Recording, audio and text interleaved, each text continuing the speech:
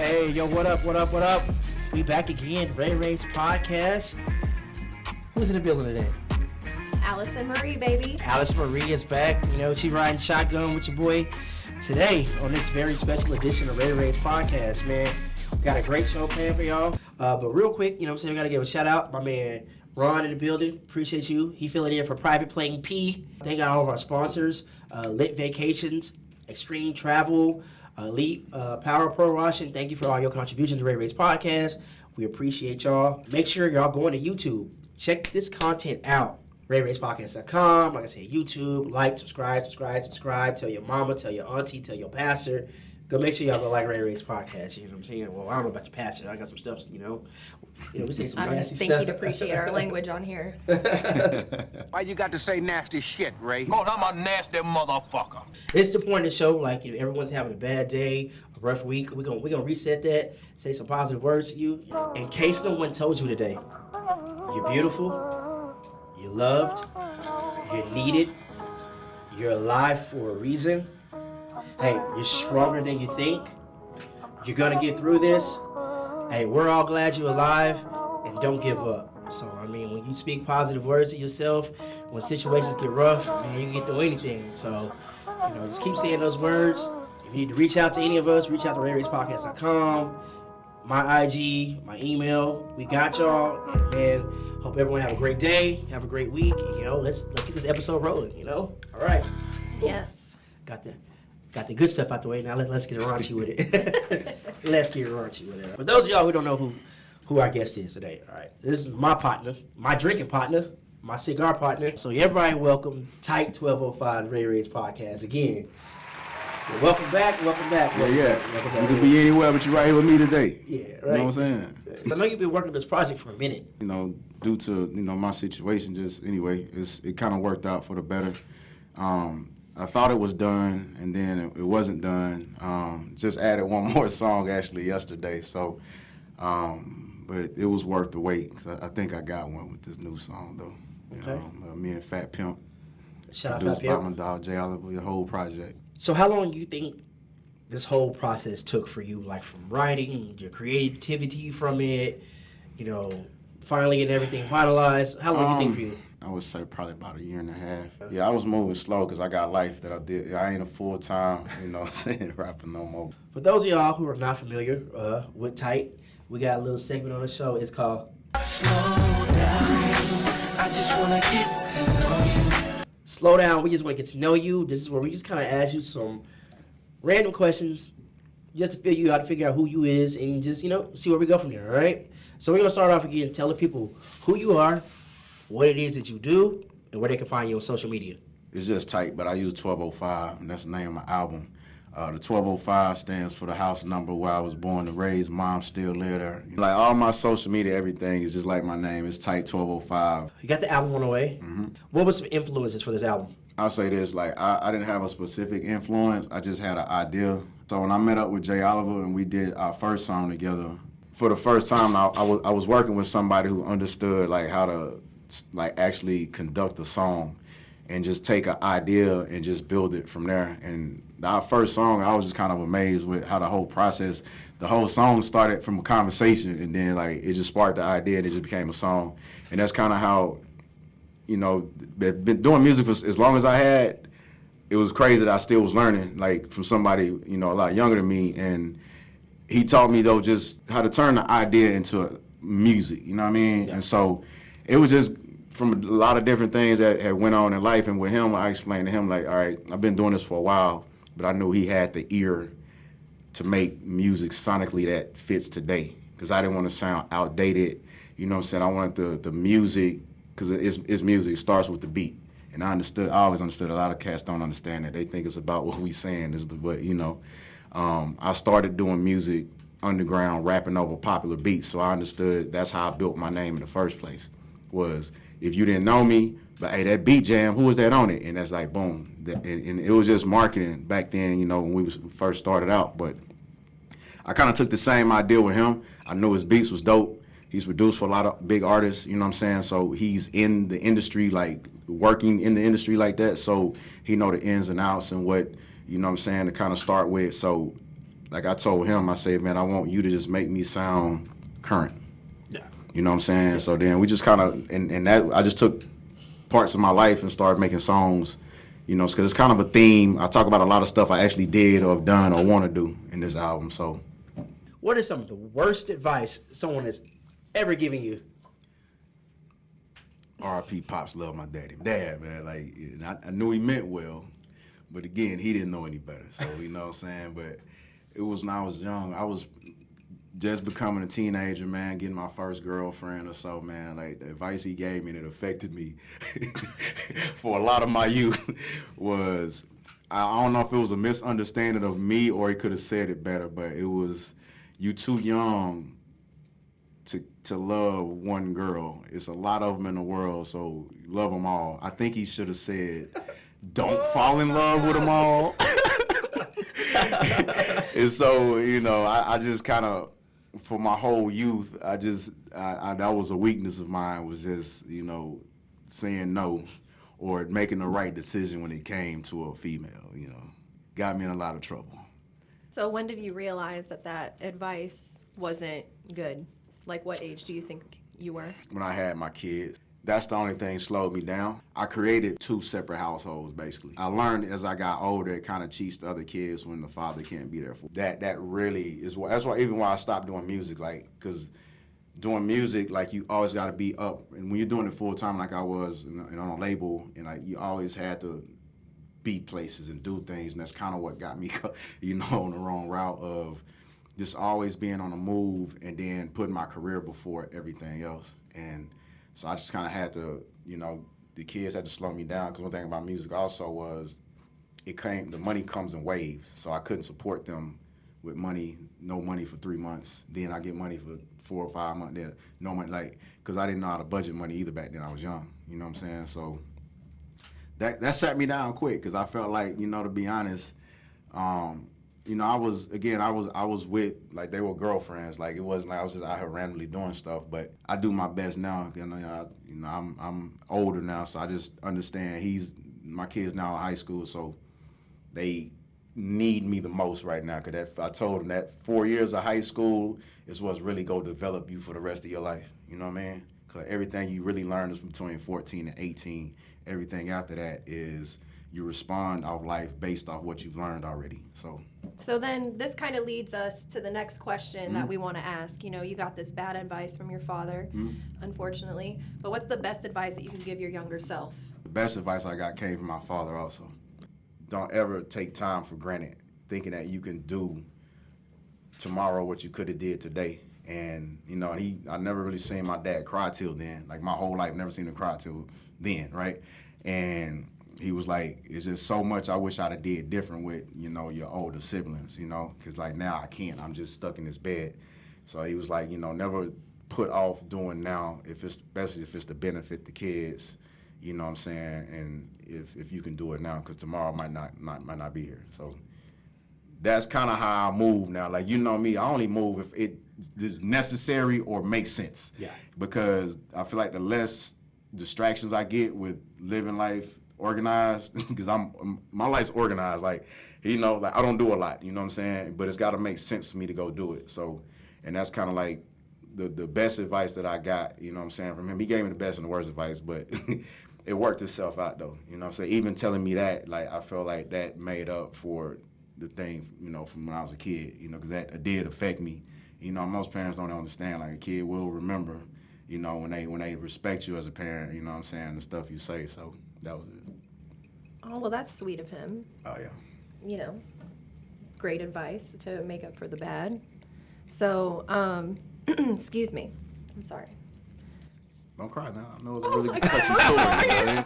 I do that You to touch people. my soul. You know, I move the crowd when I speak. You know, I'm sorry. You know, Mama, I love you.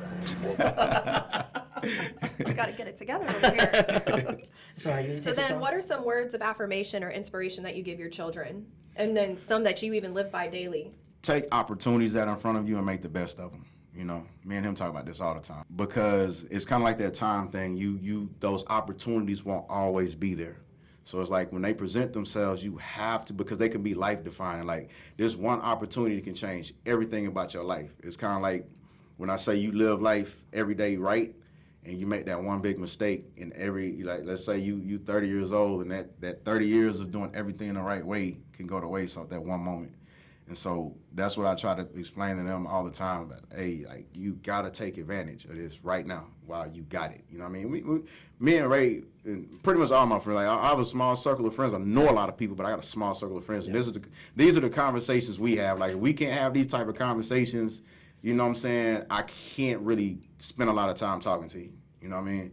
So that's kind of more or less like the stuff I lay on my kids. Like, I like talking to older people also, because I feel like they got the knowledge that I haven't experienced yet. And I give a lot of relationship advice to people, you know what I'm saying? Friendship advice to people. I mean, you know, like, I'm always the guy that I think I'm in the wrong profession, but like, Yeah. And again, like, my other biggest thing is understanding that your decisions affect everyone around you that's in your life, close to you. You know what I'm saying? Like, that good decision, bad decision. You know, that's another thing I had to learn about being a father that I didn't know early on as a father. Like, I didn't look at it like everything I was doing affected them. Then once that's really was when I started changing my life.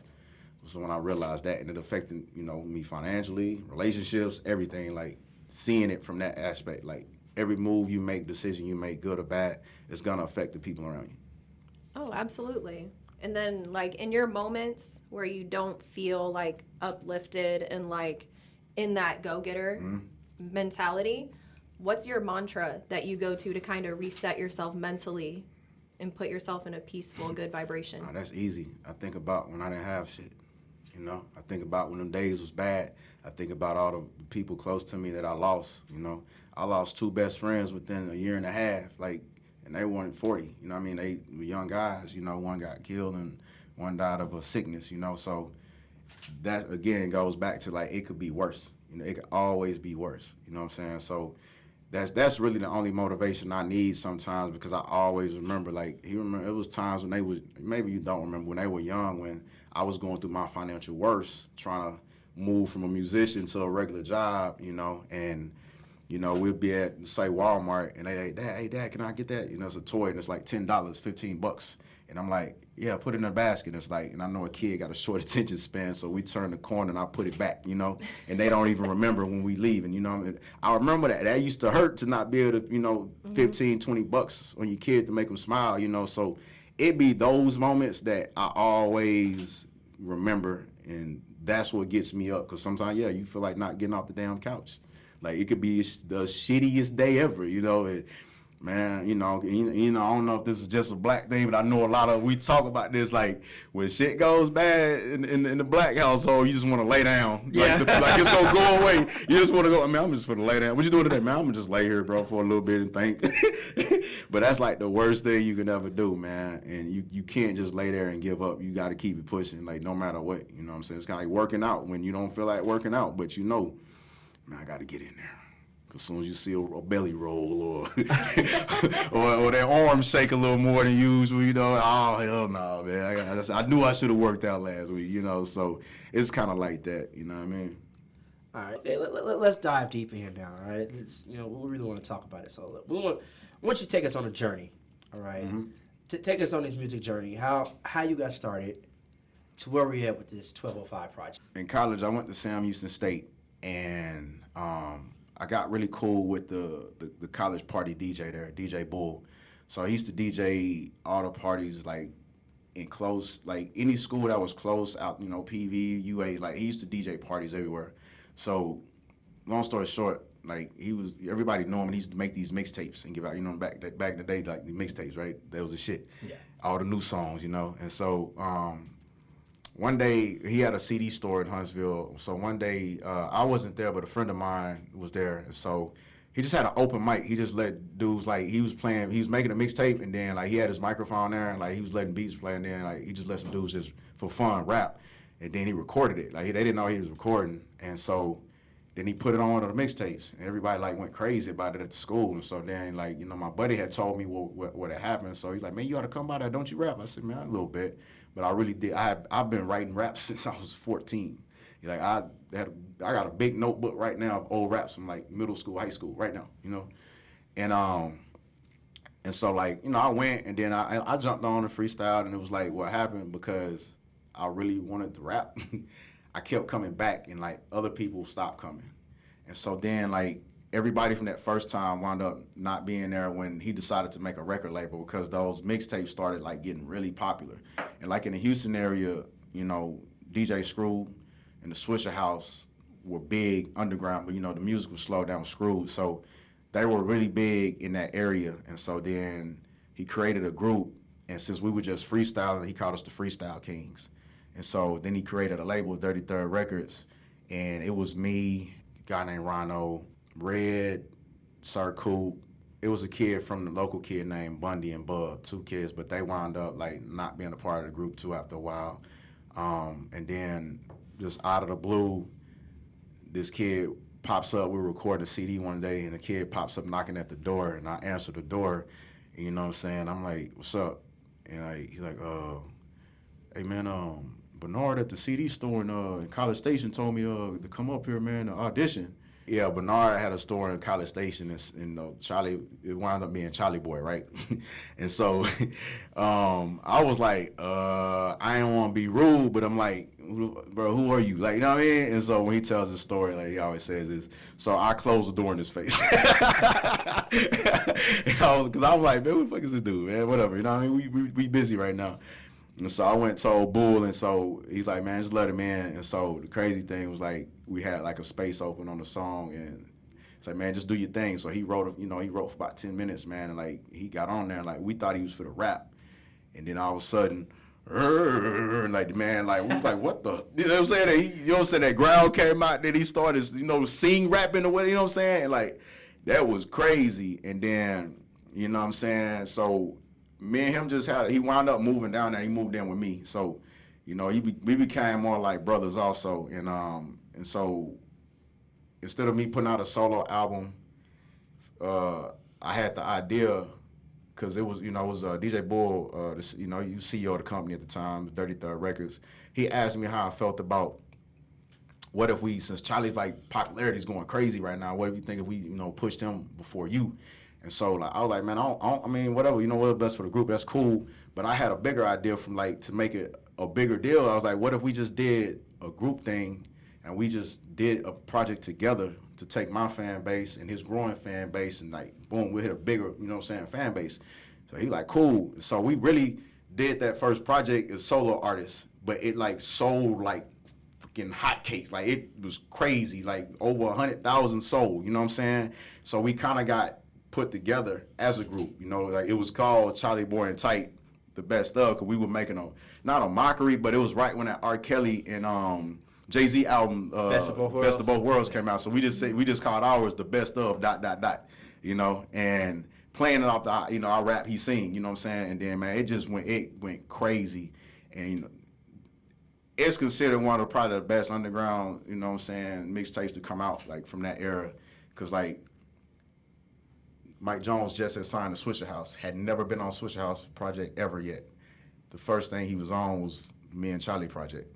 So that's how we built the relationship with Mike, you know what I'm saying? And a lot of them, like we wound up just being on a lot of, we didn't work with, everybody from the Screwed Up Clique, Swisher House, like we all was family, you know what I'm saying? So after a couple, we did about like 5-6 projects together, man, and that was just a big misunderstanding of young dudes, egos, right? Instead of talking it out like men, handle it totally. I'm not gonna lie, I'll take credit for it because I told you I was younger and more aggressive. So I've always been very loyal, and I would never put that terminology business over personal if I'm personally connected to you. Like that's when I gotta be careful of the business I do. If we personally are connected as friends, like me and him were brothers, I won't even make it really about business unless I know there's no way our personal relationship can and so, but everybody's not like that. And so we just had a disagreement on some stuff, man. And I wound up coming out here and signing with George Lopez, the T-Town, with DSR. And so I've been out here ever since. It was like right during the time when, T-Town got that deal with Universal. So learned a lot from being, I basically was part of 2 very influential Texas like collections of artists, you know what I'm saying? and from two ends of the spectrum. Like Houston music sounds nothing like Dallas, so I got to see how both were, you know, because I got out here, I'm like, damn, we're in Atlanta, because everything is slow and banging in Houston. I got out here, everything was like, you know, back then, like crunk, you know what I mean, like Lil Jon and the East Side Boys type shit out here, you know what I'm saying? Everybody jumping in the club, and they had what was that one they had? I slap you monkey ass. Did I stutter? Tussle? Stutter. It came out before Tussle, you know, but their music was just like in your face, aggressive, and like you in the club, damn near, you know, mosh pitting. Yeah, right. The black versions of mosh pit, you know what I'm saying? So man, you know, and the only thing was I made more money out here, but my popularity, because I joined an established situation already that had their star artists, my popularity died, and so. You know, we wound up losing the deal the next year, and like everybody kind of like had to dust their knees and elbows off and kind of like figure out what's next. Cause it losing that deal kind of like it did a lot to that label. You know what I'm saying? Like, and even the DSR group, like, you know, everybody's still cool and talk, but it's like even now, like right now, like they still talk, do music together. They did an album, you know, a couple years back, but.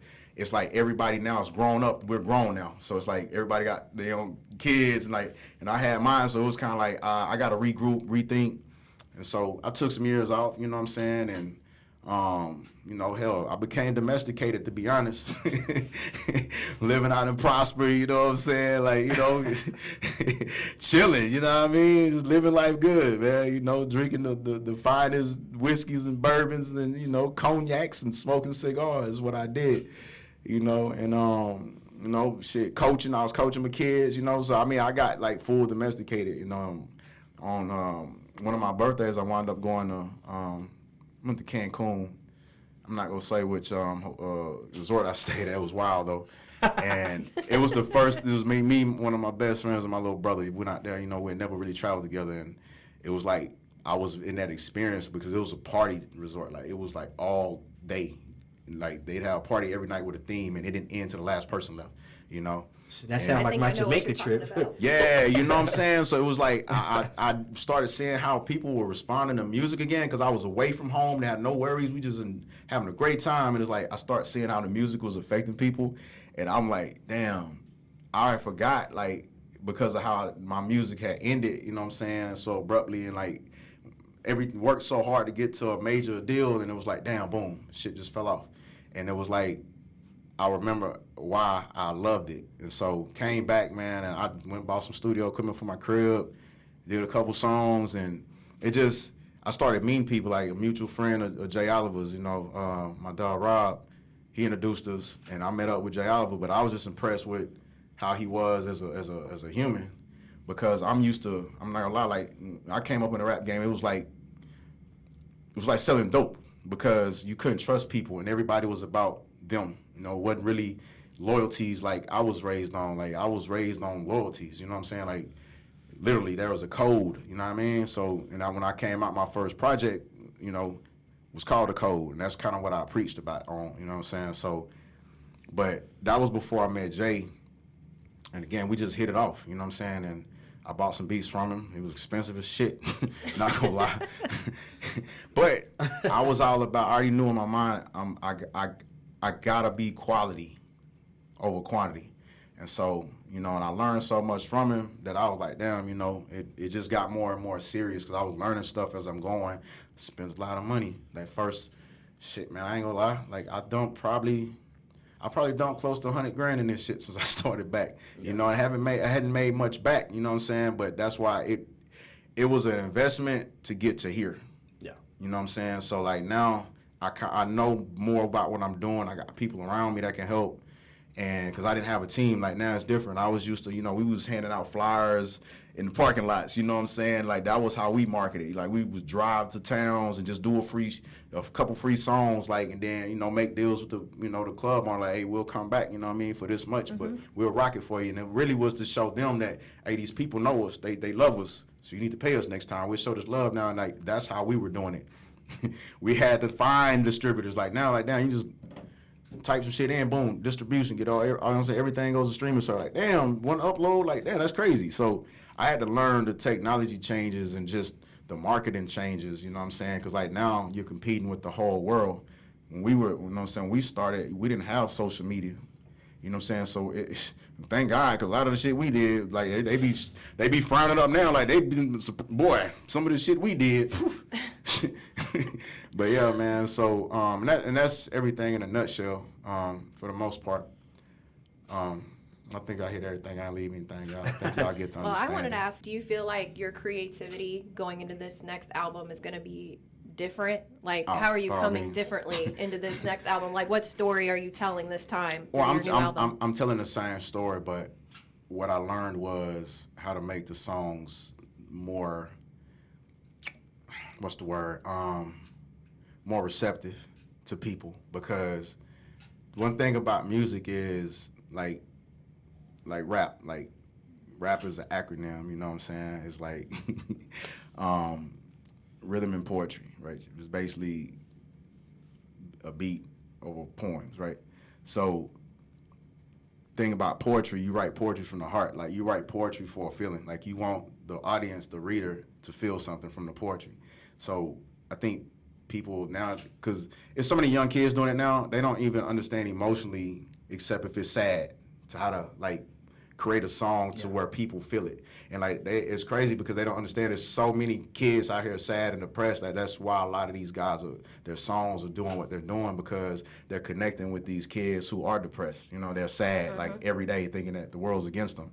So working with him, I got back to remembering the best songs in any genre are the ones you know the words to, or the ones that you actually, you know, like, for example, Tupac, right? Like, why his songs still now make people, like, smile, you know what I mean? Or cry, like, and that's the key. Like, everybody has their story, but everyone else has a similar story. So it's kind of like with him, like, honestly, like, if I want to make a party song, hey, we finna come up with a hook that has party elements in it, and I'm finna talk about how I feel when I'm having a party. Or if it's, hey, I'm getting paid, we finna make a song with the hook is getting money all day, getting money all night. Like, I don't care if you broke. Like, and we took a beat everybody knew, right? That was a classic sample, you know, that the Ghetto Boys used, you know, and it was like, oh, and that's kind of the logic that I'm going with, is using not all my songs are samples, but like, you know, some are like beats that I feel like people are, oh shit, like, damn, they used to be my jam, and it's like, now I'm rapping over it though. And then the connection is I tricked you into listening to it, but now I'm for to talk about something. So that's kind of the play that, you know, me and him had. Like, I just needed him to sonically make the music sound now. Yeah. And then I wasn't going to change about what I talk about, because that's me. So, you know what I'm saying? But again, it's about delivery. It's like, think about it. Like, if somebody came up to you and asked you, two different people asked you this question. Hey, excuse me, how you doing? What's your name? Versus, hey, what's your name? You see, they asked the same thing, but it's how they asked it, how they said it. That second person, you probably like, the fuck? You know what I mean? Yeah, but they asked the same thing, just in a different way. And so that's kind of like the whole key is the delivery. Like, I just wanted to be able to, and I knew this, but he reiterated the delivery of the music, and I'm like, okay, yeah, you get it. Like, you get it. Because, like, another producer, and this is it, I'm going to cut this short. Another producer from years ago I worked with said this thing, and this was some key music knowledge that I tell people that ask me anything. Never forget, you're doing music for an audience, not other artists. Like, so what if somebody raps better than you? So what if somebody sings better? You're not making music to compete with them. You're making music to sell. Like, you have to appease to what people care about and what they want to hear.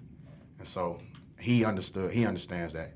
You know what I mean? We don't see eye to eye on everything, you know, but he's younger, you know what I'm saying? So it's like some stuff, like, yeah, I hear him, but I'll be like, I'm going to trust my gut on this one, you know what I mean? So, but for the most part, that's kind of where I love working with him, because he's honest like I am. Like, he'll tell me, nah, that's some bullshit. Hey, go write that shit again. Like, nah, hell no, that suck. And I'm like, all right, bet, appreciate it. But some people, like, because that was one of the questions when he interviewed me before he would work with me. And that was one of the questions, like, how are you about criticism? So, you fuck. Oh, you know, I got bullet skin, bro. Like, the shit I done been through, like, verbal shit don't hurt my feelings, bro. Like, just be 1,000. Like, if my breast stink, like, hey, bro, tell me, like, don't sit there and be Might like, be a piece of man, gum.